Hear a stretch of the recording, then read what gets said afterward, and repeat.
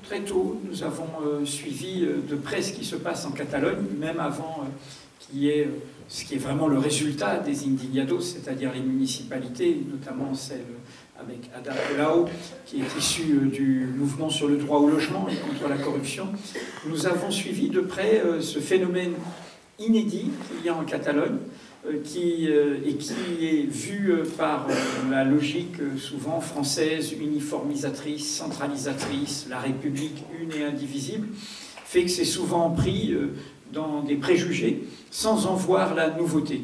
Et nous avons vu émerger en effet, avec évidemment, il y a traditionnellement une droite catalaniste traditionnelle et conservatrice, mais on a vu émerger en même temps que ces mouvements sociaux, dans la société civile elle-même, une dynamique indépendantiste, progressiste, européenne, internationaliste et porteuse d'enjeux démocratiques, sociaux, écologistes tout à fait nouveaux.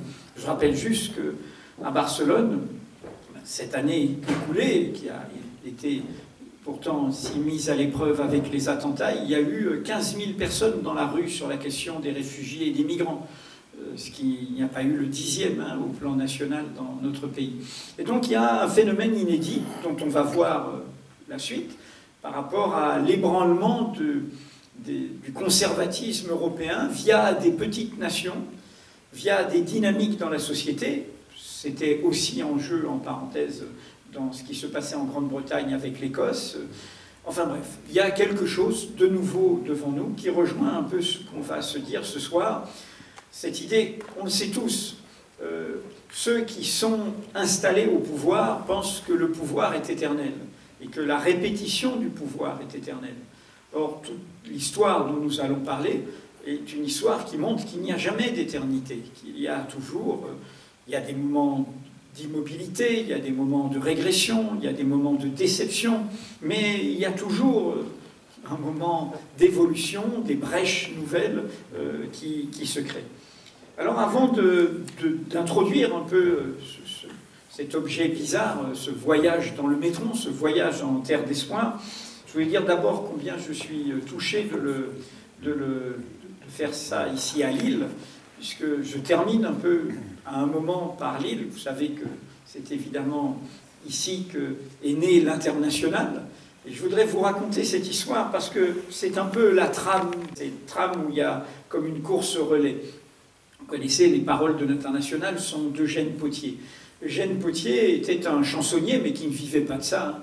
Il avait même fait des bonnes affaires, etc. Mais il était resté du côté de l'émancipation. Et du coup, après la Commune de Paris, il a dû se cacher. Il a été condamné à mort par les tribunaux versaillais. Il a dû s'enfuir. Et ce qu'on oublie très souvent dans l'histoire du mouvement ouvrier français, c'est ce que tu disais en rappelant l'excellent travail de Michel Cordillo sur le mouvement ouvrier francophone aux États-Unis, c'est qu'une des destinations de ceux qui avaient le moins de moyens, il fallait avoir des moyens pour vivre à Bruxelles, pour vivre à Londres, et puis autrement les colonies, c'était parce qu'on y était déporté de force, et donc l'émancipation, la liberté faisait que beaucoup de ceux qui ont défendu les idéaux démocratiques et sociaux au XIXe siècle, ils ont filé aux États-Unis. Et Eugène Pottier a vécu 7 ans aux États-Unis dans ce mouvement ouvrier francophone très lié à ce mouvement ouvrier américain qui est présent avec ce que représente aujourd'hui Bernie Sanders. On voit que c'est une longue durée. Et il est revenu en France en 1880, pauvre, il ne vivait pas très bien. Et en fait, il a gagné, il y avait ce qu'on appelait des lices chansonnières, c'est-à-dire des confédérations de gens qui aimaient pousser la chansonnette avec des professionnels, des amateurs, un peu des sociabilités populaires, pourrait-on dire, et qui mêlaient des gens de tout genre, de tout bord, mais on admirait la chanson, la geste et tout. Et en 1883, il remporte un concours, il est distingué par cette liste chansonnière avec des gens qui, pour certains, sont des conservateurs, mais qui prennent en affection, ils se souviennent dans leur jeunesse de ce vieux 48art qu'ils avaient vu pousser la chansonnette, etc. Et du coup, je dis ça parce que c'est ça qui nous amène à l'international et que j'ai découvert en faisant ce travail. en 1884, il le pousse à faire un recueil de ses chansons. Et donc, ils éditent, et ce sont des conservateurs qui vont éditer le premier recueil de chansons d'Eugène Pottier, dans lequel il n'y a pas l'international. Et c'est ce premier recueil qui va donner l'idée à d'autres, notamment Henri Rochefort, revenu de déportation de la Commune de Paris, qui vont se dire « mais il faut qu'on fasse un deuxième recueil des chants révolutionnaires d'Eugène Pottier, qui lui sort en 1887 ». Et c'est là que Gustave Delory, le premier maire socialiste, parti ouvrier, hein, qui était le premier maire de Lille en 1885, prend du coup en lisant ce recueil l'International et le donne à Pierre de Géter, à qui il dit de faire la musique, cet ouvrier belge qui va faire la musique, qui va faire le tour du monde. Tout ça pour dire tout ce relais. Et ce qui m'a plu dans cette histoire, c'est que ce premier recueil, où il n'y avait pas l'International, a comme titre « Quel est le fou ?» Quel est le fou?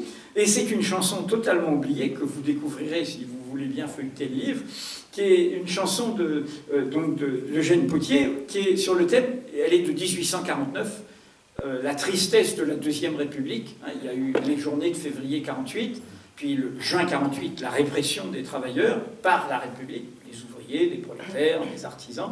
Et donc, il y a cette espérance continue, mais un petit peu triste, et puis on connaît la suite avec le coup d'État de 1851 et le Second Empire qui va durer 19 ans. Et la chanson, c'est « Quel est le fou ?» et le refrain, c'est « Quel est le fou, le monde ou moi ?» Quel est le fou, le monde ou moi? Et vous pouvez la lire, même si elle est un peu datée, c'est ce qui nous rassemble. Hein. Et la société Louise Michel, c'est quel est le fou? Le monde ou nous, le monde ou nous, hein. Et nous savons la réponse, c'est ce monde qui est très fou et qui nous emmène vers des catastrophes. Alors je vais vous raconter ce livre qui est donc qui n'a aucun rapport avec mon travail de journaliste, a priori, et de responsable de Mediapart. Encore que, je pense depuis longtemps, et vous le savez, que le métier dans lequel je me suis engagé, tout en restant fidèle à mes engagements originaux, est un métier qui a à voir avec des questions démocratiques et sociales essentielles. Je pense, et ce sont des débats importants à gauche, notamment dans les temps actuels, qu'il ne suffit pas de croire que l'on pense politiquement juste pour informer vrai. Je pense que le pluralisme, la diversité, l'indépendance de l'information, sa loyauté, son intégrité est une question décisive. Je pense, dans notre univers de révolution numérique, que la liberté de l'information ne se réduit pas à la liberté des opinions. Je pense qu'il nous faut toujours créer les conditions où des informations qui bousculent nos opinions, nos préjugés, nos croyances, nos convictions puissent surgir. C'est ça, pour moi, un rapport de raison à la réalité, qu'il s'agisse du présent ou du passé. Donc, cette longue histoire qu'on va évoquer ensemble renvoie, pour moi, à tout ça. Alors, ce livre, qui est paru donc il y a 1 an, Voyage en terre d'espoir, et qui fait son chemin, preuve, on se retrouve 1 an après, est une commande. Je n'avais pas du tout prévu de faire ce livre. C'est simplement les amis, dont un ami historien, Claude Pentier, que j'ai connu, comme d'autres ici, dans nos engagements de l'après 68, qui est aujourd'hui, c'est lui le successeur de Jean Métron, qui est donc la cheville ouvrière de ce dictionnaire biographique du mouvement ouvrier français, devenu dictionnaire biographique du mouvement ouvrier, du mouvement social. Claude Pentier et les éditions de l'Atelier, qui sont, ce n'est pas anodin, les anciennes éditions ouvrières issues du catholicisme social, ont de la JOC, hein, son responsable actuel est un ancien responsable de la jeunesse ouvrière chrétienne, avait remarqué que dans un livre où je revenais sur mes engagements de jeunesse, dont j'ai évoqué tout à l'heure en disant que non seulement je ne les reniais pas, mais qu'il m'avait fait aussi ce que je suis dans Secret de jeunesse, j'expliquais mon rapport au Métron. Le Métron, c'est normalement plein de tomes, plein de volumes, je vais y revenir, et c'est normalement dans les bibliothèques. Et moi, comme d'autres, j'ai souscrit à cet usuel, comme on dit. J'ai reçu même avec une petite dédicace de Jean Métron cette souscription. Et je disais qu'au fond, quand j'ai un coup de mou, quand j'ai un coup de tristesse, quand j'ai un coup de vraiment on ne va pas y arriver, on ne va jamais changer les choses, ça va toujours se répéter, on n'aura jamais de grands moments de bonheur, de grands moments de joie, je parle collectif, pas les joies du privé. J'avais l'habitude de me balader dans ce continent englouti, de me promener et de lire ces notices sur des oubliés, parfois presque des anonymes, quelqu'un qu'on a retrouvé dans une petite feuille d'archives et qui a tenu une réunion à Lille ou qui a été présent à une manifestation, une petite comète qui passe comme ça de tous ceux qui ont construit un peu le chemin de l'émancipation. Et donc ils avaient repéré ça et ils m'avaient déjà demandé de soutenir avec Mediapart un événement et là, ils m'ont demandé, ils sont venus vers moi en disant voilà, le Métron a achevé, il y a un an, un cycle. Il a commencé, lettre A, 1789. Et l'année dernière est sortie lettre Z, 1968. Donc 1789-1968, presque 2 siècles. Vous avez donc un immense monument avec près de 800 000 biographies. 1000 historiens y ont travaillé depuis qu'il existe. Des historiens professionnels, des historiens amateurs, des professeurs d'histoire, des militants syndicaux. Il y a plus de 70 volumes, en dehors des volumes alphabétiques, des volumes thématiques. On a parlé de celui sur les États-Unis, mais il y en a sur la Chine, il y en a sur les pays colonisés par la France, sur l'Algérie, il y en a sur certains secteurs professionnels, l'électricité, etc. Il y en a un sur les fusillés, formidable, sur tous les martyrs pendant la Deuxième Guerre mondiale. Et donc, ils m'ont dit, voilà, il faudrait qu'on montre que, et c'est ce qui se passe, il faudrait qu'on montre que ce n'est pas seulement pour les professionnels, ce n'est pas seulement pour les rayonnages des bibliothèques, ce n'est pas un vieil outil parce qu'il est numérisé, toutes les biographies sont maintenant en ligne, on peut aller se promener, et en achetant le livre, vous avez un code, vous pouvez ensuite vous-même aller vous promener. C'est donc une œuvre qui est en permanence en construction. Donc ils ont eu recours à moi en me disant ce serait bien que vous fassiez un petit texte qui introduisent une sélection de notices pour montrer au-delà du public spécialisé. Et puis là, il y a eu un piège, un engrenage. C'est que ils m'ont dit, ben, même en même temps, cette sélection de notices, ce serait bien que vous la fassiez vous-même, qui a une sensibilité. Et puis moi-même, je me suis dit, mais tu as 1000 historiens derrière toi, tu as cette histoire, bon, tu ne peux pas faire 5 pages, 10 pages, il faut que tu travailles un peu, quoi.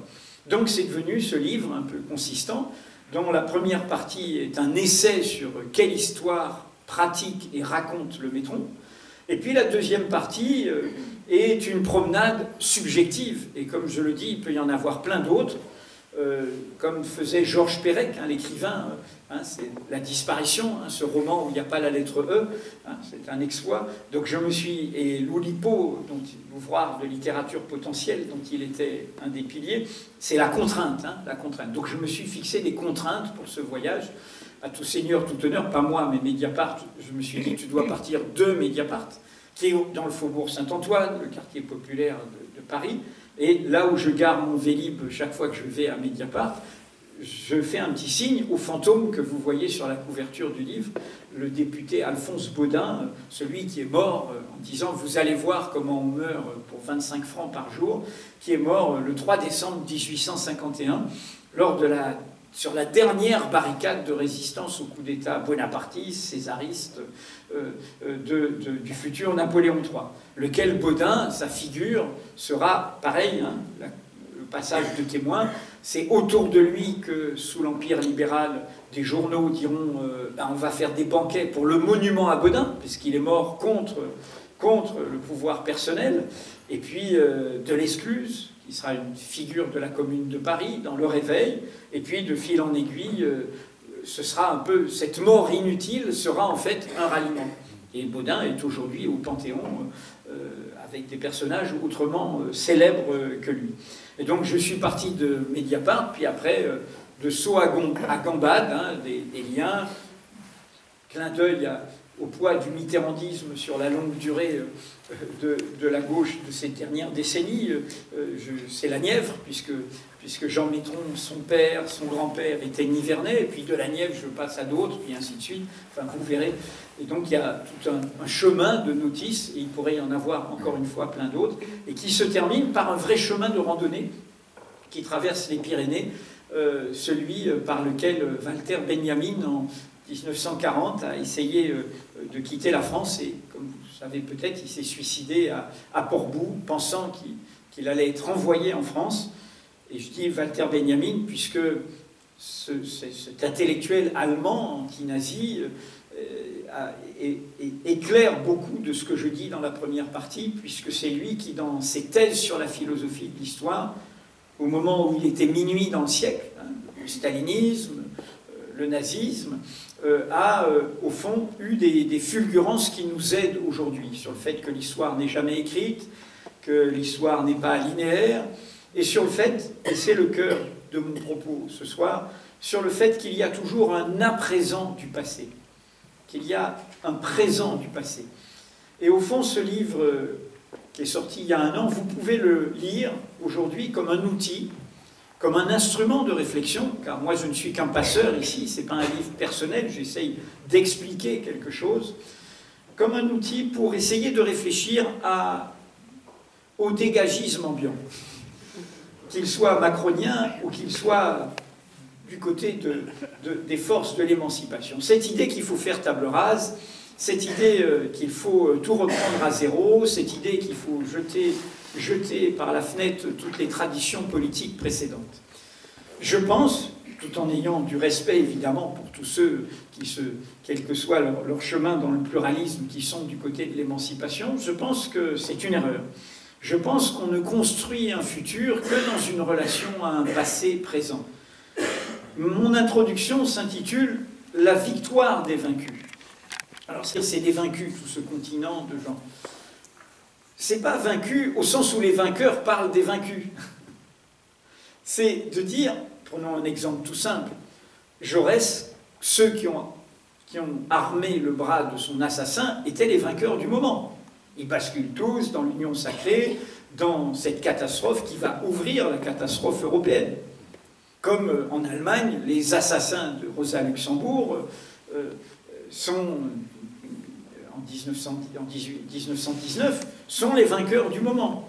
Donc les vainqueurs du moment, Jaurès est vaincu. Jaurès est vaincu. Tout ce sur quoi j'associe ces deux noms, parce que 2 jours avant l'assassinat de Jaurès, ils sont à Bruxelles, ensemble, Rosa Luxembourg et Jaurès.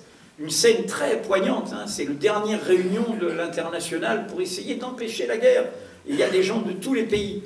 Et Jaurès parle au nom de Rosa Luxembourg, car Rosa Luxembourg n'arrive pas à parler. Comme si elle avait une extinction de voix, comme si elle savait qu'elle n'y arriverait pas, que la catastrophe allait venir. Et ces deux-là sont unis quelque part, des deux côtés, des deux peuples qui vont s'affronter. Bon, donc ceux qui les ont assassinés, ceux qui les ont tués, ou armés les assassins, ont gagné. Bon, aujourd'hui, nous savons bien que nous reconstruisons, non pas avec la mémoire de ces assassins qui est oubliée, mais avec les mémoires de Jaurès ou de Rosa Luxembourg. C'est ça que je veux dire par la victoire des vaincus. On est toujours les héritiers de combats inachevés, de combats qui ont été menés et qui nous lèguent une promesse, qui nous lèguent une promesse qui nous revient d'assumer, qui nous revient de prolonger.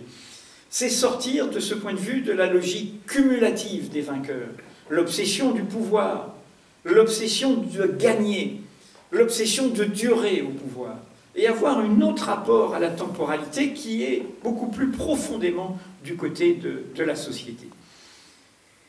Alors, quelle est l'histoire que raconte et que pratique le Métron? Jean Métron, aujourd'hui c'est banal, a été un profond rénovateur de toute sa discipline, l'histoire. C'était un instituteur qui a fait sa thèse ensuite sur les anarchistes. Le mouvement anarchiste n'était pas anarchiste lui-même, il avait été au Parti communiste, donc il s'est éloigné au moment du pacte germano-soviétique, et il s'est replié sur l'histoire. Ça lui a aidé pour survivre. Faire à la fin des années 40 une thèse sur le mouvement anarchiste, dont on revisite dans le livre, vous le verrez, combien l'ampleur de l'histoire anarchiste en France, de l'histoire libertaire, et combien elle a été effacée, aussi bien côté socialiste que côté communiste, étouffée. L'ampleur à l'origine du mouvement ouvrier, c'était une grande audace déjà. Hein. Le PC, le Parti communiste, était très dominant, il y avait des préjugés contre les anarchistes, voilà, qui étaient en vogue, ils ne le sont plus. Et là, au milieu des années 50, Jean Maitron a cette idée, mais qui est très nouvelle. Aujourd'hui, c'est banal quand vous faites des études d'histoire, on vous enseigne les traces, les indices. Il y a un historien italien, Carlo Ginzburg, qui a écrit des choses très sophistiquées là-dessus. Dans la foulée de Michel Foucault, vous avez quelqu'un comme Arlette Farge, qui, avec les archives, fait travailler des petits bouts qui nous permettent de retrouver le peuple de Paris au XVIIIe siècle. Bon, tout ce travail, c'est banal. Mais à l'époque, dans les années 50, dire on va faire un dictionnaire biographique, sans exclusive aucune, de ce qu'il appelait les sans grades et les obscurs. Donc on ne va pas prendre de grands hommes, on ne va pas prendre de grandes femmes, même si ceux qui se sont un peu plus distingués que les autres y seront évidemment, mais on va prendre tout le monde. Et on ne va pas faire de sélection rétroactive, c'est-à-dire même quelqu'un qui après disparaît, ou quelqu'un qui après évolue différemment. Je prends Doriot, hein, leader communiste, qui fut un très grand leader communiste en Seine-Saint-Denis à la fin des années 20 ou début des années 30, qui d'ailleurs était contre la troisième période sectaire, hein, où les communistes disaient que le pire ennemi c'était les socialistes et pas les nazis, et puis qui, comme vous le savez, n'ayant pas la reconnaissance qu'il pensait avoir, c'est-à-dire devenir le patron du Parti communiste, va dériver et devenir lui-même un fasciste. Mais donc on prend tout le monde, et on prend même quelqu'un qui, à un moment, quelle que soit son origine sociale, a été du côté de ce mouvement-là, a été du côté de ceux qui disent non à l'injustice, non aux inégalités, qui se révoltent. Voilà, et on les prend tous, on prend des petites bribes, on fait comme ça, tout ce chemin-là.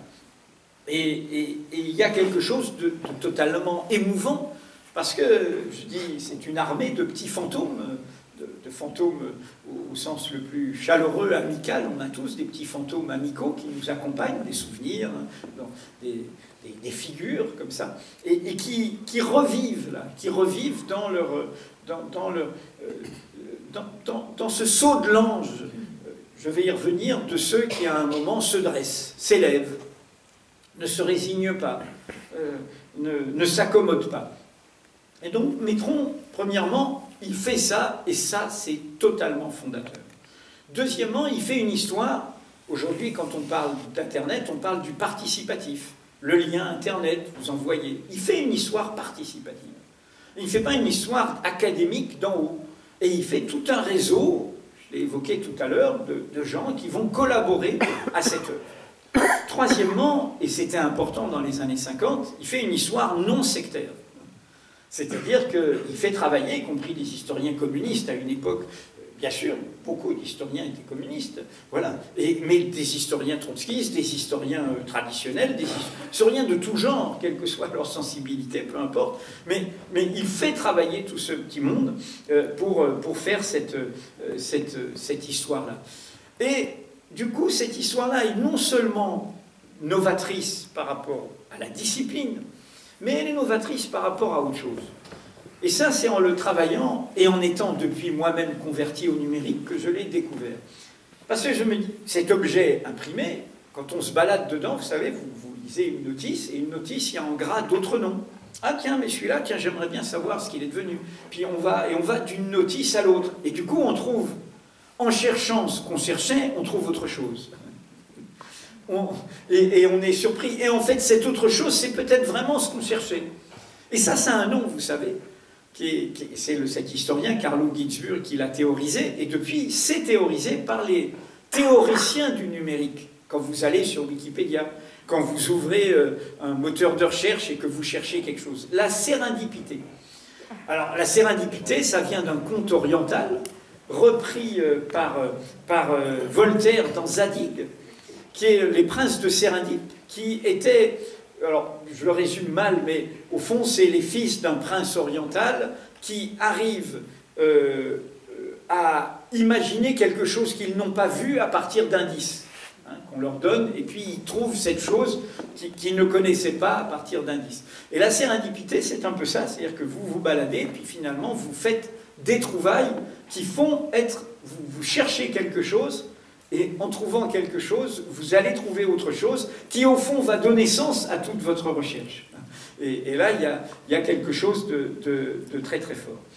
Donc voilà ce qu'est ce livre, hein. Une commande, une boîte à outils pour redonner la pêche, pour redonner de l'espoir. Je vais expliquer quelques petites leçons qu'on peut en tirer pour nous aujourd'hui.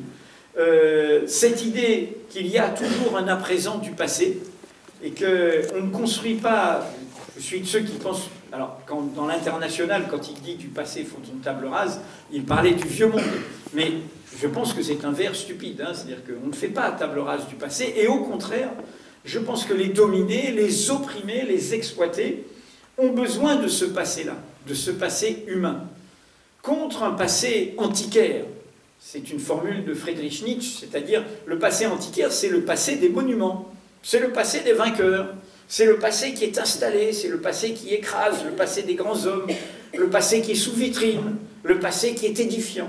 Et nous, on a besoin de ce passé humain, ce passé pluriel, ce passé subversif, ce passé divers, car il nous porte et il nous requiert, et il nous donne du souffle, y compris quand on pourrait être tenté de renoncer. Alors maintenant, quelques pistes quand on feuillette cette histoire. Parce que quand on feuillette cette histoire, on est au début du XXIe siècle. Au début du XXIe siècle, nous sommes les héritiers des grands chagrins du XXe siècle. Et Dieu sait si, pour le camp de l'émancipation, le XXe siècle a été terrible, entre, évidemment, la perdition, on est au centenaire de la Révolution russe, des idéaux issus du XIXe siècle dans le stalinisme et dans la dictature soviétique contre le peuple lui-même, contre la diversité des gauches russes et contre le mouvement, hein, de la société elle-même, contre la société, au bout d'un moment, ce qui a donné ce grand chagrin politique d'un univers qui s'est effondré tout seul entre 89 et 91. Et nous sommes aussi les héritiers des chagrins politiques de l'autre famille, une social-démocratie convertie plutôt à l'ordre régnant, et qui, notamment sur les questions internationales, sur les questions coloniales, sur les questions de solidarité avec le monde, s'est repliée dans des logiques d'État-nation recomposées dans le cadre de l'Union européenne que nous connaissons, mais qui n'ont pas été au rendez-vous aussi de ces espérances initiales. Alors nous sommes les héritiers de ces chagrins. Nous avons le sentiment d'être sans mode d'emploi parce que nous sommes pris dans les 30 dernières années d'offensive ultralibérale, qui, dans un monde globalisé, dans un monde sans frontières, dans un monde d'instantanéité, où ça nous semble une montagne terrible. Et là, quand on élargit le champ grâce au métron et qu'on va jusqu'au bout, c'est-à-dire le métron commence en 1789, c'est-à-dire qu'on reprend l'origine de tout cela, cette origine que visite au passage le film qui vient de sortir de Raoul Peck, le jeune Marx, que vous pouvez aller voir sur le moment où Marx et Engels se rencontrent et vont écrire le manifeste communiste, avant 1848. Et donc, quand on reprend un peu plus de champ, eh bien, on retrouve du souffle. On retrouve un horizon et on sort peut-être de tout ce qui nous brouille un peu la vue.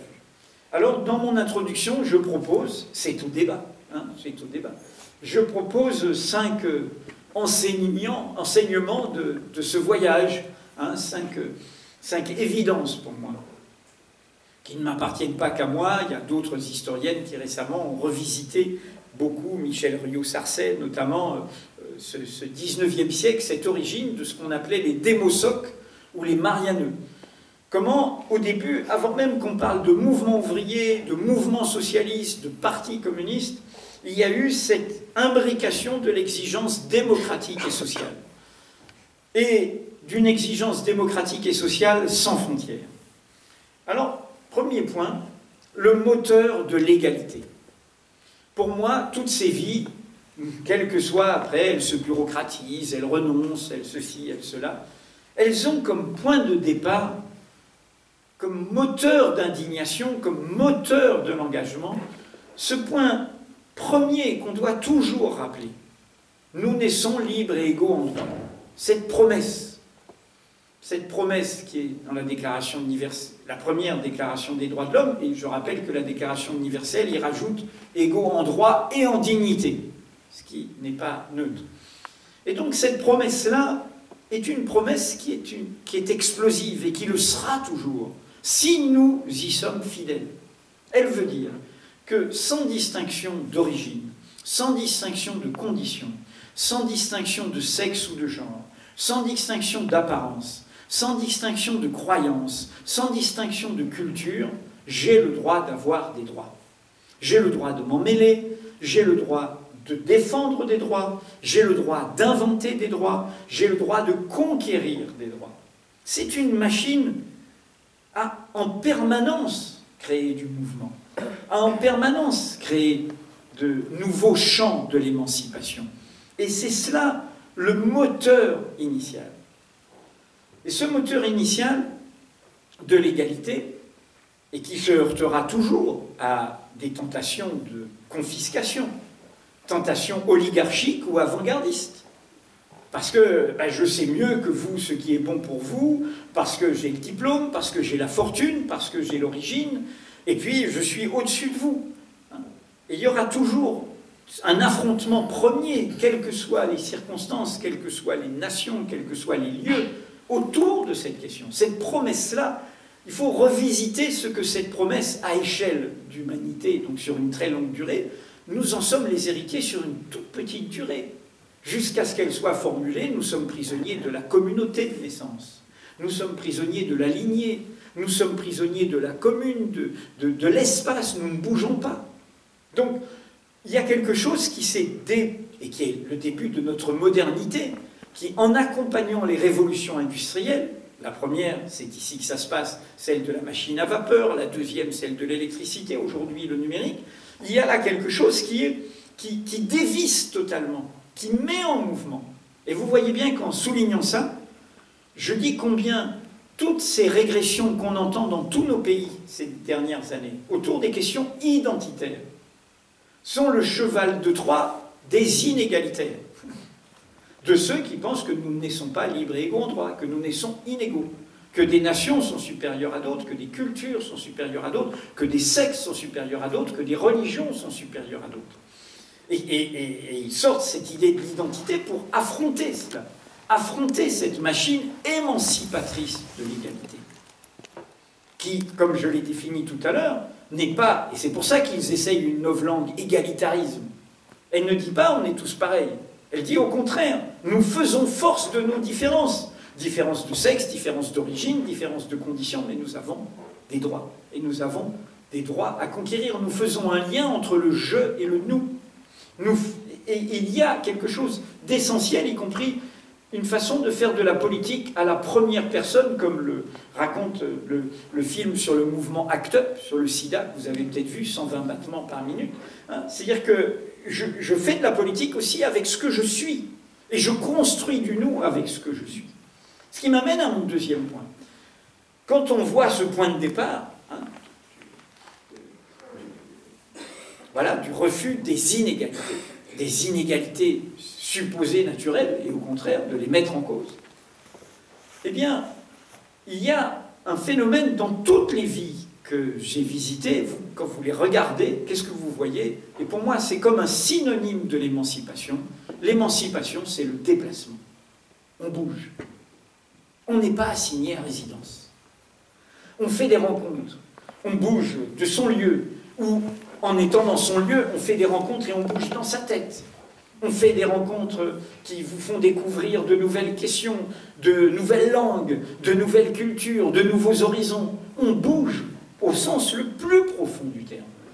On n'est pas assigné à résidence, et là vous voyez aussi combien il y a un écho essentiel, y compris dans notre présent, sur le fait que l'humanité n'est pas assignée à résidence.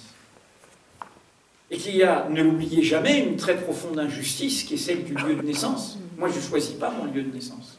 C'est un hasard. Mais ce hasard peut être immensément injuste. Quand j'entends certains politiques, y compris de gauche, ils disent « Mais la vraie question, c'est de faire en sorte que ceux qui veulent migrer puissent rester dans leur pays. » D'accord, mais non, c'est un droit fondamental et il est dans la Déclaration universelle des droits de l'homme de quitter son pays et d'en choisir un autre. Et Dieu sait si nous, notre continent, l'Europe, nous l'avons exercé ce droit. Et en sans demander l'autorisation au peuple chez qui on a été. Et Dieu sait si nous continuons à l'exercer en ayant les moyens d'être touristes. Donc, on se déplace. Là, je parle au sens privé et de plaisir. Mais cette question du déplacement est une question essentielle, car c'est aussi des chemins, c'est les chemins de l'émancipation. Je ne suis pas prisonnier. Je ne suis pas prisonnier de ma condition et je bouge et je fais d'autres rencontres. Je suis un breton d'outre-mer dans ma biographie personnelle et je fais un petit passage par la Bretagne. J'ai découvert, grâce justement au travail sur le mouvement ouvrier francophone, un type, souvent dans les préjugés qui sont hérités de la période de la guerre froide, où en France on dit les États-Unis, les Américains, sans voir qu'il y a un peuple américain aussi, avec son histoire, ses combats, etc. Et on oublie donc ce mouvement ouvrier américain dont l'histoire française a sa part, pays d'immigration. Et je sortis la biographie d'un dénommé Louis Goaziou. Il a parlé breton jusqu'à l'âge de 10 ans. Son histoire personnelle, les répressions et tout, fait que républicain marianeux, il se retrouve aux États-Unis. Et il devient une figure du mouvement ouvrier américain, tout en restant profondément francophone et breton. Et parlant breton, ayant tout un réseau, c'est comme ça, le potier dont je parlais tout à l'heure, est accueilli par ces réseaux aux États-Unis. Donc, deuxième question, le déplacement. Le déplacement. Et ce qui veut dire qu'il n'y a pas... L'origine ne protège de rien. C'est très important, ça. Ça va à l'encontre aussi de quelque chose qui a fait beaucoup de mal dans les pays dits socialistes, cette idée qu'il y a eu une sorte de haine de classe inversée. C'est-à-dire l'origine, tu es fils d'ouvrier, donc tu es bon. Tu es fils de bourgeois, donc tu es mauvais. Bon, une sorte d'identité fixe, d'identité racine, et non pas d'identité relation. Donc, l'émancipation, c'est l'identité-relation dont parlait Édouard Glissant, le grand poète et philosophe, penseur de la Caraïbe, de la Martinique, cette idée qu'il n'y a pas d'identité à racine unique, que toutes les identités sont faites de relations. Troisième point, et qui est essentiel dans nos débats d'aujourd'hui. Égalité, déplacement, minorité, minorité. Quand on regarde cette histoire, on comprend qu'à chaque fois, les nouveaux droits ont été conquis par l'émergence active en politique, dans le mouvement social, dans le mouvement syndical, de minorités. Ça ne veut pas dire des minorités quantitatives, forcément. Ça veut dire des morceaux d'humanité qu'on met en situation de minorité. Prendre deux exemples évidents pour nous tous. Mais après, il faudra continuer le raisonnement pour d'autres qui sont parfois moins évidents. Le mouvement ouvrier. Mouvement ouvrier, au mi-temps du XIXe siècle, il ne s'affirme pas comme mouvement ouvrier. Bon, on n'a pas... Il y a le mot socialiste, Pierre Leroux l'a inventé en 1830 en France, mais il n'y a pas encore du parti socialiste. Le mot communiste, Marx et Engels vont le faire surgir à partir de l'idée du commun, de ce qui n'est ni étatique ni privé, mais voilà, c'est très actuel, l'eau, l'air, tout ça, c'est du commun, ça nous appartient à nous tous, et ça appartient à personne, d'une certaine manière. Mais à cette époque-là, au mi-temps du XIXe siècle, la cause démocratique et sociale est portée par qui? Comme Baudin, qui était médecin. Des républicains, plutôt d'origine bourgeoise, qui ne s'identifient pas à des intérêts égoïstes de leur classe sociale et qui se mettent au service de l'émancipation. Des médecins, des avocats, des gens, voilà, des artisans, des petits entrepreneurs, etc. Et là, il y a un texte qui s'appelle la Déclaration des 60, 1850 et quelques, où les 60 disent c'est des ouvriers. Avec en animateur un qui n'était pas ouvrier et que Marx et Engels aimaient bien. Ils avaient un préjugé contre les Français qu'ils trouvaient un peu bavards. Et dans une de leurs correspondances, j'ai oublié son nom, j'ai mis sa bio, il dit celui-là on l'aime bien, c'est un Français qu'on aime bien, parce qu'il n'est pas bavard comme les autres. Bon. Et donc, en fait, ces 60, c'est des ouvriers qui disent, bon, très respectueux de tous ces combats des républicains, des démosoques, des marianeux, là, qui lient question sociale, question démocratique, mais ils disent, bon, désolé, mais on aimerait bien parler nous-mêmes. On est les bons experts de nos propres vies, comme on dirait aujourd'hui. Et on aimerait que des gars de chez nous nous représentent. On aimerait qu'il y ait des ouvriers qui parlent pour les ouvriers. Et c'est là que naît l'idée qu'il faut des partis ouvriers. Le parti ouvrier, c'est le nom du premier maire socialiste de Lille. Il est élu sur la liste du parti ouvrier. Cette identité ouvrière. Et c'est là que, au fond, un monde qui était le monde des travailleurs, qui était un monde massif, les fabriques, etc., la majorité, c'était eux. Mais ils se vivaient, ils étaient en minorité politique. Donc ils disent à un moment, on veut être nous-mêmes et se réunir entre nous. Deuxième exemple, évident, les femmes. Et c'est toujours actuel. Majorité plus une, pourrait-on dire, mais en fait minorité politique. Et un long combat millénaire, pour ne pas dire, pour conquérir des droits. Il faut toujours rappeler aux jeunes que dans les années 60, j'avais passé 10 ans, j'étais jeune adolescent, une femme n'avait pas la gestion de son compte en banque, sans compter la gestion et la maîtrise de son propre corps. Donc, c'est des combats récents et fragiles. Comment les femmes l'ont mené? À un moment, elles ont dit minorité. Elles ont dit à un moment en bousculant les préjugés, en disant on veut se réunir entre femmes. On veut parler pour nous-mêmes. Et les gars, là, bon, il faut nous laisser. Je donne le portrait, j'ai oublié son nom de famille, elle était surnommée la Grande Marie, la notice biographique. La Grande Marie, c'est une syndicaliste, c'est une enseignante, donc fin 19e, début 20e, je crois qu'elle meurt dans les années 30. Syndicaliste de la CGT, enseignante, c'est la première dans les années 20 à dire « Bon, les mecs, nous, on veut se réunir entre femmes. » Et ça fait débat. C'est banal de dire que dans une réunion, les hommes coupent la parole aux femmes, que ceci, c'est prouvé statistiquement, y compris à Mediapart. Donc, on l'a vérifié. Donc, cette idée des groupes femmes, tous les combats féministes que nous connaissons aujourd'hui, sont issus de ce moment où des femmes ont pris en main leur propre destin. Ça ne veut pas dire qu'elles disaient que l'autre sexe était un adversaire, ça veut dire qu'elles ont fait levier de ce statut de minorité. Je prendrai un troisième exemple, les peuples colonisés, qui évidemment d'infériorité politique. L'indigénat, sans compter bien avant tous les crimes commis entre l'esclavage, le servage, le travail forcé, enfin tout ce que vous connaissez. Et à un moment, ces peuples ont dit, comme a dit Césaire, l'heure de nous-mêmes a sonné. L'heure de nous-mêmes a sonné. Fini, non pas seulement le paternalisme colonial, mais le fraternalisme, le grand frère qui va me montrer comment je m'en sors. Et puis, ils font vaille que vaille leur chemin. Voilà, comme nous, on a fait vaille que vaille notre chemin. Vous voyez bien que ce que je suis en train de vous dire est aussi en écho avec notre époque. Nous sommes un peuple divers. Nous sommes un peuple dont les classes populaires sont issues de notre longue relation au monde. Nous sommes un pays qui a toujours été fait de migrations diverses, européennes et évidemment coloniales et post-coloniales.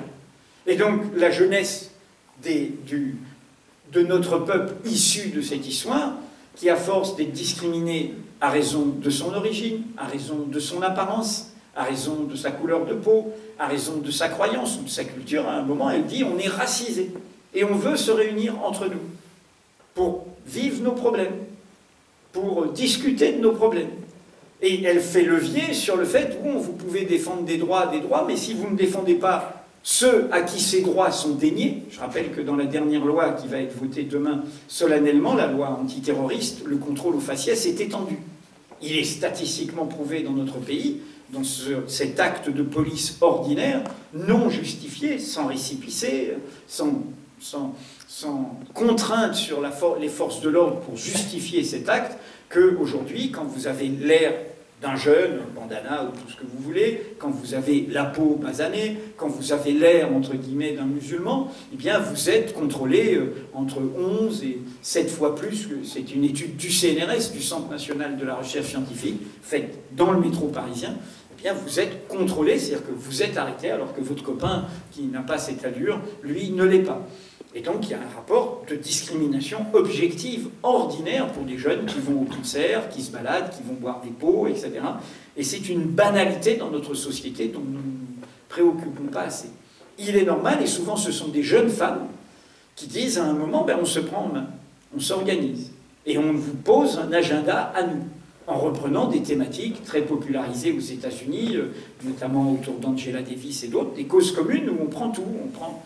Mais j'ai cité le film sur Act Up. Act Up, aujourd'hui, c'est un prix à Cannes, mais quand Act Up s'est créé, ça a été beaucoup de provocation, vu comme une provocation, vu comme un excès. Et à un moment, c'est les malades, les patients plutôt, qui disent on prend en charge nous-mêmes. On n'est pas justement patient au sens immobile, au sens inactif. On prend en charge nous-mêmes. Et ça a fait bouger beaucoup de choses. Ça a fait bouger non seulement sur le sida, mais ou d'autres, la relation du corps médical aux patients. Ça a fait bouger la question des laboratoires pharmaceutiques. Ça a fait la question des protocoles, la question de la discussion. Donc, mais c'était au sens, dans ce qu'ils ont inventé au départ, c'était une provocation. Hein, on n'attend pas d'en haut et on le fait nous-mêmes. Ne jamais oublier qu'au fond, l'émancipation ne passe pas par la loi de la majorité. Parce que la loi de la majorité, elle est installée. La majorité, elle est confortable. Elle est dans cette dialectique terrible du paria et du parvenu. Elle est arrivée. Ah, mais je ferme la porte. Hein. Et j'oublie les autres. Parce que ça y est, moi je suis installé, tout va bien. Vieux débat sur, y compris, le mouvement ouvrier dans notre pays a des conquêtes, ou a eu des conquêtes, même si on veut les lui retirer, mais qu'il a eu à cause d'un échange inégal qui faisait que d'autres n'avaient pas de droits dans les pays qui faisaient la richesse de la France, c'est-à-dire dans l'Empire colonial. Et donc, cette question des minorités est essentielle. Veiller aux minorités. Ça ne veut pas dire qu'elles ont raison toujours, ça ne veut pas dire qu'elles ne peuvent pas débordement. La jeunesse aussi s'est exprimée comme une réalité, une catégorie générationnelle qui était construite en minorité politique, sexuelle, ce qui s'est passé dans les années 60-70. Et donc, s'il y a une histoire à retenir là-dessus, c'est vraiment ce levier. Enfin, quatrième et cinquième point, et je vais arriver à la conclusion, le quatrième est évident, mais il est moins évident aujourd'hui, c'est l'internationalisme. C'est cette réalité d'un soulèvement qui est sans frontières, et qui s'imagine sans frontières, même s'il y a des blocages objectifs de culture, de pesanteur nationale. Mais au départ, avant qu'il y ait, au fond, les catastrophes du XXe siècle, c'est un mouvement profondément sans frontières. Profondément dans... Et ce qui est très beau dans le film sur le jeune Karl Marx, c'est qu'ils ont joué bien, les acteurs sont très bons avec les langues, ils parlent aussi bien, ils passent de l'anglais à l'allemand, au français, etc. Par rapport aux trois mouvements ouvriers constitutifs de cette histoire. Mais c'est une histoire profondément internationaliste, profondément sans frontières, au sens de l'idée que, voilà, il y a des causes communes qui ne sont pas, voilà, qui ne sont pas celles des États-nations. Et c'est une résonance avec ce qui a été dit tout à l'heure sur la Catalogne. Hein. C'est-à-dire cette idée que les États-nations sont une forme historique, c'est une forme historique datée, c'est une forme historique récente, ce n'est pas une forme historique éternelle, et nous savons que c'est une forme historique qui a fait des dégâts terribles. Car les catastrophes européennes qui ont mis en péril le monde, avec 2 guerres mondiales, viennent de logiques d'États-nations. De logiques d'États-nations qui veulent leur empire colonial, qui se battent autour d'un enjeu d'empire colonial à la Première Guerre mondiale, et qui, après, le nazisme se venge, n'ayant plus d'empire colonial, il veut que ce soit l'Europe, son empire colonial. Et avec des logiques identitaires, où on barbarise l'autre, et où on essentialise sa propre identité. Donc les États-nations ont eu des aspects très meurtriers, très destructeurs. Ils ont eu une grande puissance, à l'image du continent européen, d'uniformisation, mais est-on certain qu'aujourd'hui, dans notre monde objectivement transnational, objectivement interdépendant, objectivement d'imbrications diverses du local et du global, est-ce que les États-nations sont forcément la réponse? Je n'en suis pas sûr. Je ne crois pas à cette éternité figée de l'État-nation. Je pense par exemple que cette formule qu'il y a dans notre Constitution, j'ai rappelé, nous naissons libres et égaux en droit, la République française sans distinction d'origine, etc. La République française est considérée comme démocratique et sociale, mots qui ont été ajoutés après la Deuxième Guerre mondiale, issus de ceux dont je parle, qui ont fait ces combats-là au mi-temps du 19e siècle. C'était l'extrême gauche de l'époque qui disait « on veut la République démocratique et sociale ». Et il faut un siècle après les catastrophes européennes pour qu'on mette ces deux mots, qui sont aujourd'hui en péril, hein, qui sont aujourd'hui profondément en péril. Mais quand on dit « la République est une et indivisible », c'est une formule datée de la Révolution française. Quand les émigrés, hein, Coblence et les restes de l'Ancien Régime voulaient dépecer, hein, prendre avec la chouannerie, avec d'autres bouts des territoires.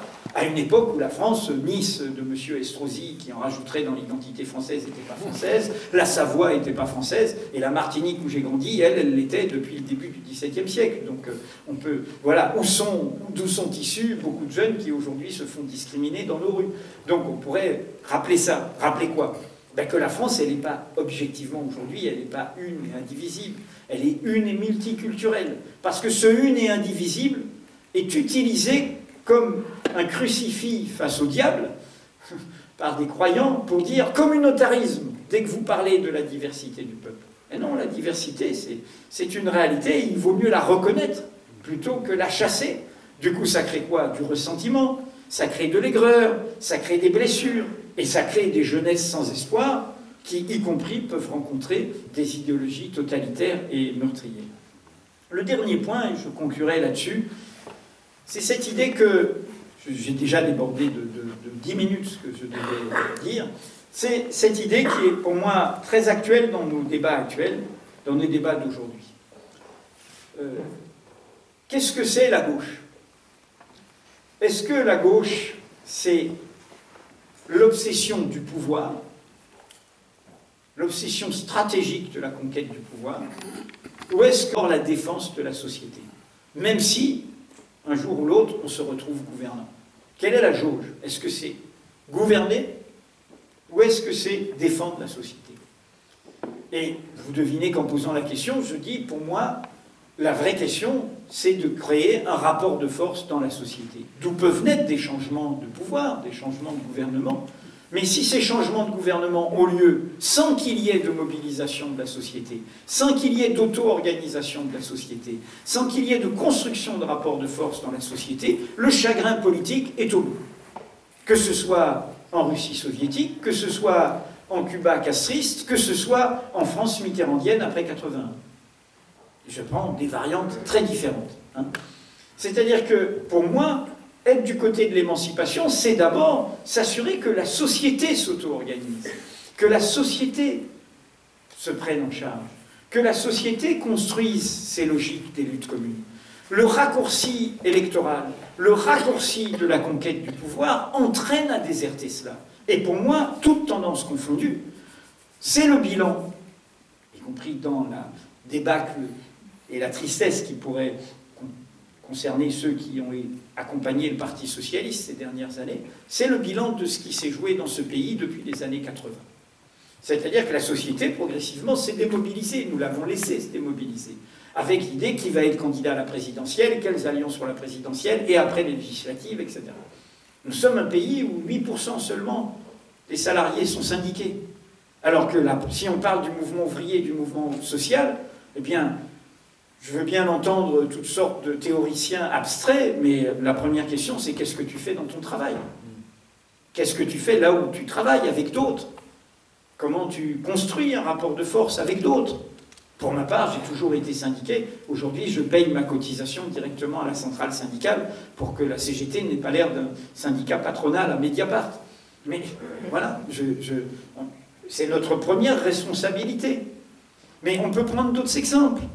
Je suis très frappé, nous nous mobilisons sur la casse du Code du travail, et c'est évidemment légitime, ô combien.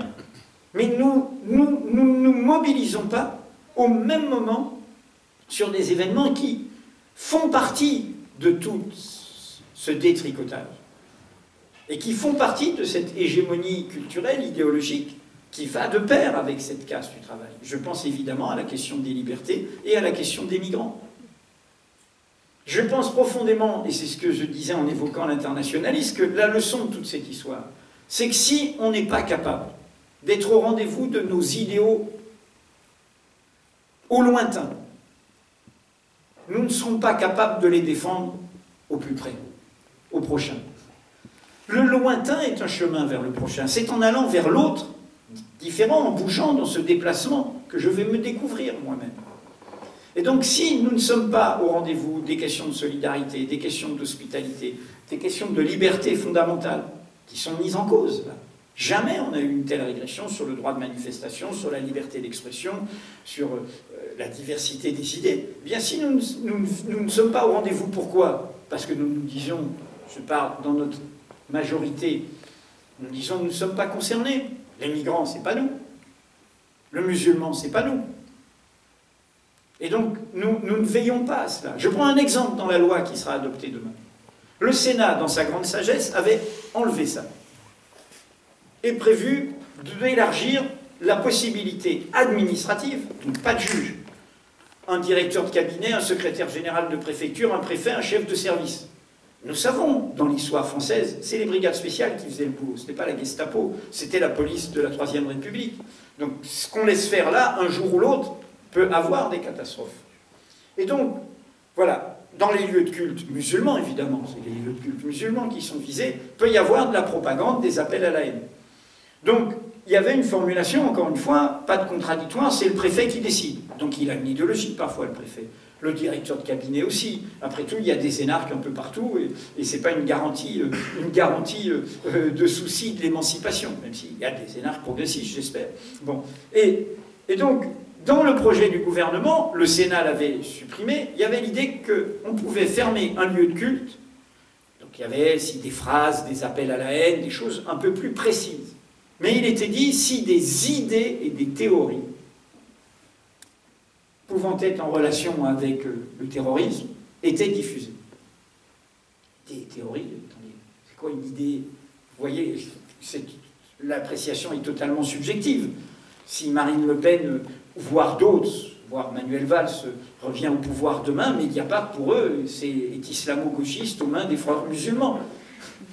Un intellectuel, entre guillemets, comme Pascal Bruckner l'a dit récemment. Bon, voilà, pourquoi? Parce que nous défendons des principes sur ces questions-là. L'officine. Bon, oui, l'officine, c'était avant. Mais, donc vous voyez bien les idées, les théories. Et vous voyez bien que cette notion, selon les régimes, peut être totalement évolutive et nouvelle. Et donc voilà ce que ce sur quoi je voulais terminer. J'ai fait un dialogue après ce livre, à sa demande, avec le responsable du Secours catholique. Un jeune, parce qu'il a été intrigué dans ce livre. À un moment, je dis, il y a du spirituel dans l'engagement. Je ne suis pas croyant, je suis le premier dans la lignée bretonne familiale non baptisée, mais je n'ai pas de préjugés. Ce qui m'importe, c'est ce qu'on fait ensemble. Et ce qui m'importe, c'est qu'aucune idéologie ne s'impose à ma liberté, religieuse ou non. Et dans les chagrins politiques de la gauche, nous savons qu'il y a eu des idéologies sans Dieu qui se sont imposées à nos libertés. Et nous savons qu'il y a eu des courants du christianisme social, que ce soit en 1940, témoignage chrétien, ou que ce soit pendant la guerre d'Algérie, qui ont été au rendez-vous de certains principes. Là où une gauche laïque, religieuse, ne l'était pas. Et qu'est-ce que je veux dire par cette phrase? Je veux dire, et c'est ça que nous dit toute cette armée de fantômes amicaux, plaisants et tout, c'est que, au fond, toute cette histoire, c'est cette idée que nous sommes un peu requis par notre liberté, que si nous avons chacun conquis l'idée que nous sommes des individus libres, individuellement libres, eh bien ça veut dire que nous avons une responsabilité sur comment on fait du lien avec tout ça. Et ce lien, pour moi, c'est cette idée qu'on doit s'élever, qu'on ne doit pas, justement, on se déplace, on va au-delà de soi-même. Cet au-delà dont je parle n'est pas un au-delà d'en haut. C'est, voilà, on va au-delà de soi-même. Et toutes ces gens, toutes ces vies que raconte le Métron, ce sont des gens, des hommes, des femmes qui, à un moment ou un autre, parfois toute leur vie, ont été au-delà d'eux-mêmes. Et c'est ça qu'ils nous disent de continuer à faire. Merci.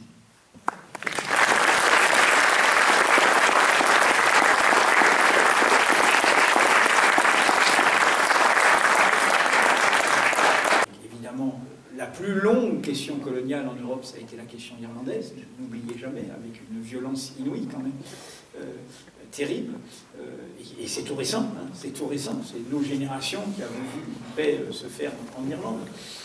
Donc, la question que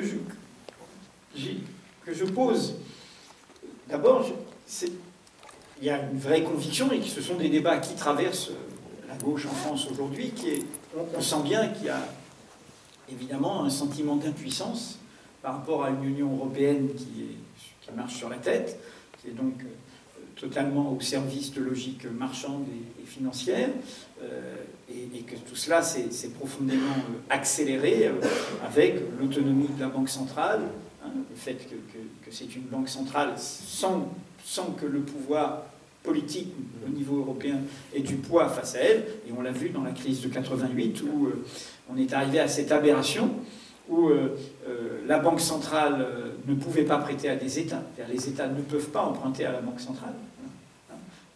Et donc, en fait, c'était les banques qui ont été les gagnantes de cela. C'est-à-dire que, voilà, elles prêtaient aux banques à très faible taux, et c'est les banques qui prêtaient aux États, et elles faisaient leur... Et c'est comme ça qu'on les a encore plus sauvés, y compris dans la logique de la crise grecque, où on a évidemment essayé d'abord de sauver les banques françaises et les banques allemandes qui étaient concernées. Donc, du coup, ça crée, et ça traverse, ce sont des débats que vous connaissez, hein, entre la position de Varoufakis, dont le livre va sortir, hein, Adults in a Room, qui est Conversation entre adultes, hein, qui raconte son expérience. On voit le déni démocratique. Hein, l'Eurogroupe, c'est très fascinant de voir ça, on a un insider. L'Eurogroupe, quand le référendum grec, quand les Grecs disent ben non, on ne veut pas. Et à la surprise, ils surprennent Tsipras et Varoufakis. Donc Varoufakis va à la réunion de l'Eurogroupe, où sont représentés les ministres des économies de l'euro. Et le président, qui est le néerlandais, lui dit vous n'avez pas le droit d'être là. Ben, si, je suis toujours l'euro, hein, je suis toujours dans la même monnaie, donc j'ai le droit d'être là. Non, non, vous n'avez pas le droit. Et donc il dit montrez-moi le texte, montrez-moi le règlement. Affolement. Et les fonctionnaires cherchent partout et ils reviennent et disent il n'y a pas de texte. L'Eurogroupe n'existe pas. Donc il n'y a pas de... on en oublie même les traditions démocratiques. Non seulement il n'y a pas de texte, d'où ces réunions interminables, où tout se fait au rapport de force, il n'y a pas de compte-rendu. Donc là où vous passez 5 heures, après, dans une autre langue que la vôtre, vous pouvez après vous passer... vous raconter au Premier ministre ce qui s'est passé, alors que ça a duré 5 heures. Bon, donc on voit bien qu'on est face à cela, on a un sentiment d'impuissance.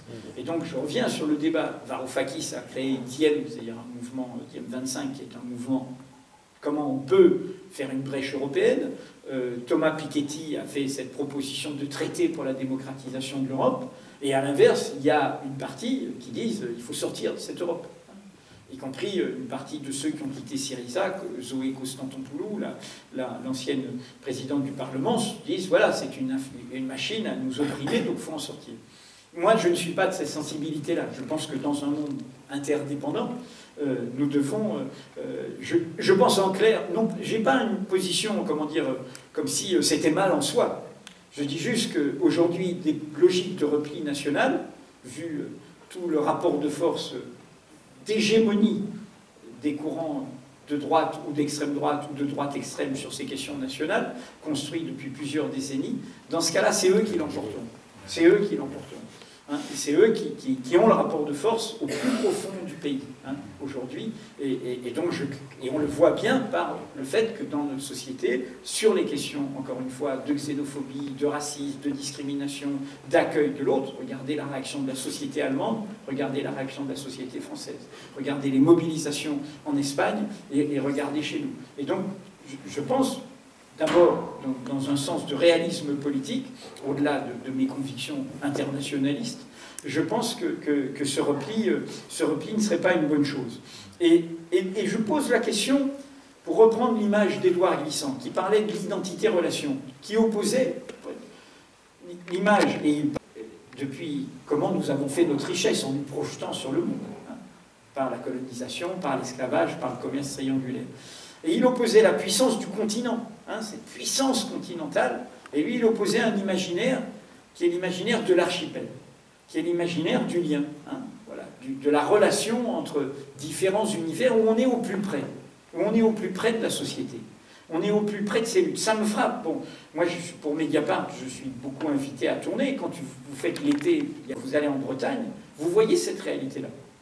Voyez cette réalité au plus près d'une société qui bouillonne, avec des festivals très internationaux, très ouverts au monde, etc. Et donc, moi, je pose cette question de comment est-ce que l'imaginaire qu'il faut porter, je vais revenir sur cette question d'imaginaire par rapport à la question qui m'a été posée, face à cette Europe où les États-nations ont, dans leur impuissance, ont accepté cette Europe-là, et on reproduit une logique d'ailleurs de puissance d'État-nation en leur sein. L'Allemagne a été très bonne là-dessus, très bonne sur la conquête des places et des postes dans l'administration et dans tout le système bruxellois, alors que la France, dans sa logique de politique très verticale, très présidentialiste, la force de l'Allemagne, c'est justement le divers, c'est les Länder, c'est pas le cumul des mandats, et qui lui a permis d'avoir un personnel politique propre à l'Europe. Alors que nous, au contraire, vous le savez bien, le nombre d'élus européens qu'on envoie au Parlement européen comme des postes d'attente pour revenir en politique nationale, et qui ne s'investissent pas du tout, d'où le scandale des frais et de l'utilisation de l'argent européen pour faire vivre des partis nationaux. Donc moi, je pose une réflexion ouverte, et je trouve qu'il faut regarder ce laboratoire catalan par rapport à cette question. J'ai été en Catalogne invité pour des débats fin août, et j'ai rencontré, y compris des vieux camarades qui sont là-bas, et que je connais, et qui sont pas du tout nationalistes, pas du tout fermés, et tout, et qui ont basculé dans cette logique indépendantiste, et qui ont basculé dans une logique voilà, où il y a peut-être un laboratoire qui va nous poser de nouvelles questions. Je pense, vous regardez par rapport à comment les gens sentent où ils sont, comment ils se sentent déconnectés du pouvoir, par exemple, la façon dont les grandes régions ont été conçues en France. J'ai dit ce mot d'imaginaire, c'est ce que je veux dire. En fait, je pense qu'on a besoin d'un imaginaire commun qui nous élève, et c'est un peu ce que j'ai essayé de résumer. Indivisible, j'entends bien. Il y a une logique libérale qui est, économiquement, qui est une logique qui casse des droits communs, et notamment sur l'accès au savoir, sur l'accès aux droits des services publics et tout. C'est pas du tout de ça dont je parle, je suis entièrement d'accord. Je dis juste qu'il faudrait, peut-être en gardant le indivisible au sens des droits communs, rajouter le fait que nous sommes du divers, et que notre pays a cette particularité d'être fait du divers. Et ce divers est une force pour moi dans notre monde globalisé aujourd'hui. Enfin, sur la question de l'universel, pour terminer, j'ai pas beaucoup insisté parce que c'est très présent, vous le verrez, à un moment, mon histoire personnelle, j'ai grandi aux Antilles, puis après en Algérie, je me suis dit, dans toute cette histoire du mouvement social, il y a évidemment, au départ, l'esclavage, sous la Révolution française, l'abolition de l'esclavage, etc. Et je cherche qui? Un grand révolutionnaire, qui a été un général de l'armée républicaine, Toussaint Louverture. Et il n'était pas dans le métro. Il n'avait pas de bio. La bio que je fais a été faite pour... J'ai dit ça à Claude Pelletier, ils ont fait une bio pour l'occasion. Vous voyez bien comment, au départ, on pense mouvement ouvrier français, on oublie cette histoire. Il est mort au fort de Joux en 1802, etc. Et c'est notre histoire. Le crime de lèse-humanité. La Révolution française, bien avant Nuremberg et tout, vote ça sur l'esclavage. Et Napoléon rétablit l'esclavage, comme vous le savez. Et donc, moi, je plaide toujours aussi pour un décentrement.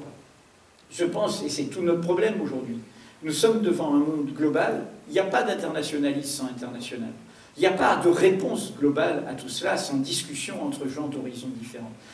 C'est de ce point de vue que moi je soutiens beaucoup un mouvement comme ATTAC, qui est le mouvement altermondialiste sur la longue durée. J'étais à leur université d'été, il y avait des gens de toutes sortes de pays, il y avait des confrontations différentes, et on a besoin de ça, parce qu'on n'a pas de solution. Moi je ne crois pas qu'on ait des solutions nationales seules. Et une des clés de la dynamique catalane, y compris dans tout ce qui s'est passé depuis la Movida, depuis la transition démocratique, c'est une très grande ouverture au monde, un très grand dynamisme, y compris économique, d'ouverture au monde. On me montre l'heure, je suis désolé si je ne veux pas louper le train. Voilà. Merci de votre écoute, pardon d'avoir fait ça un peu au galop.